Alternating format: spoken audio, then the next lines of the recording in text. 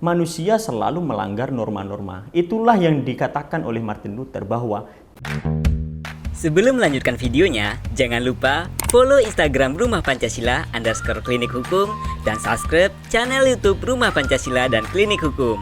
Selamat menyaksikan, semoga bermanfaat.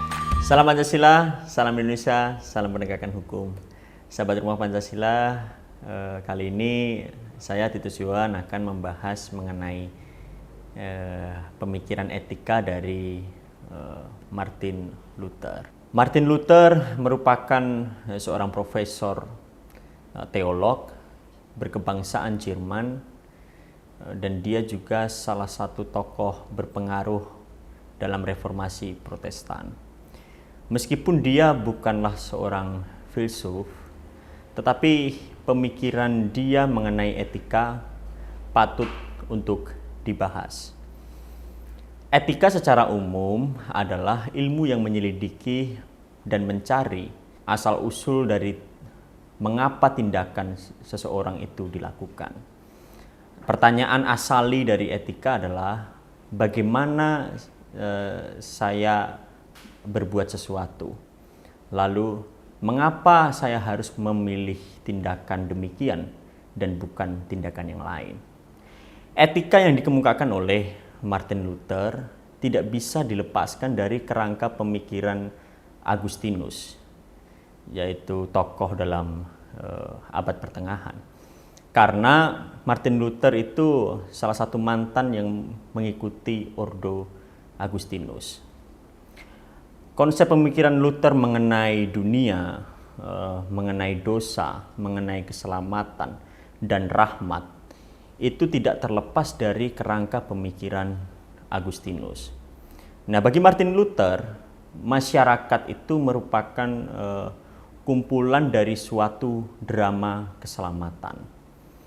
Mengenai aturan-aturan sekuler itu wajib ditaati karena ia dikeluarkan oleh yang berwenang dalam hal ini adalah pangeran atau kaisar.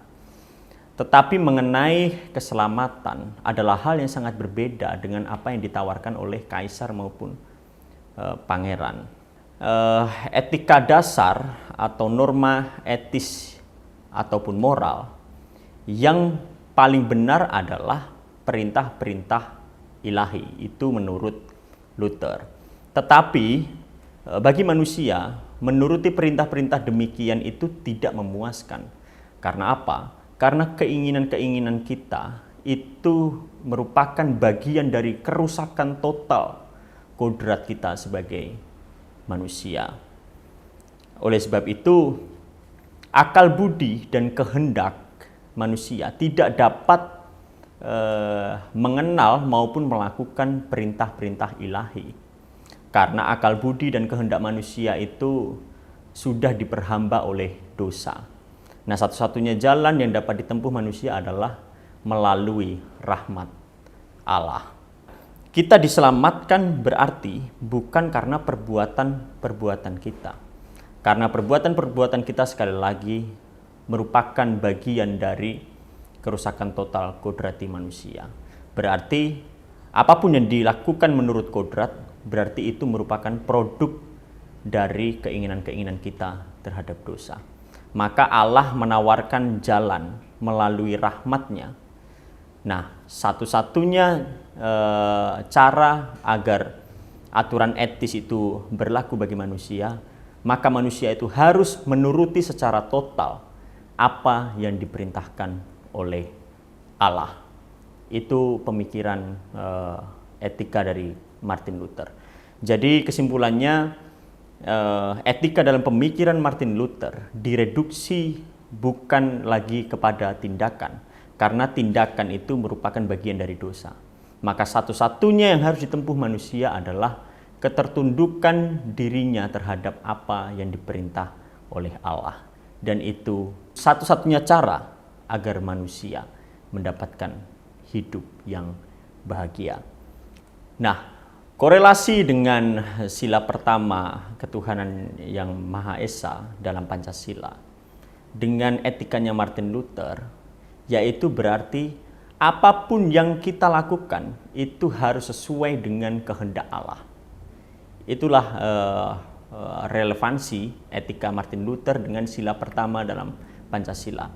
Oleh sebab itu, aturan-aturan hukum positif itu tidak boleh bertentangan dengan aturan-aturan ilahi.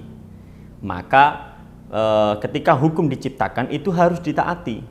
Dan kita lihat ya dalam faktual, manusia selalu melanggar norma-norma. Itulah yang dikatakan oleh Martin Luther bahwa tindakan manusia itu tidak bernilai karena tindakan itu sudah jatuh ke dalam dosa. Oleh sebab itu, satu-satunya cara adalah kita harus menuruti apa yang diperintah oleh Tuhan. Itu pun mandat yang diberikan dalam sila pertama Pancasila, ketuhanan yang Maha Esa. Itulah sahabat Rumah Pancasila yang dapat saya sampaikan. Salam Pancasila, salam penegakan hukum. Terima kasih. Menerangi jiwa hatiku, melapangkan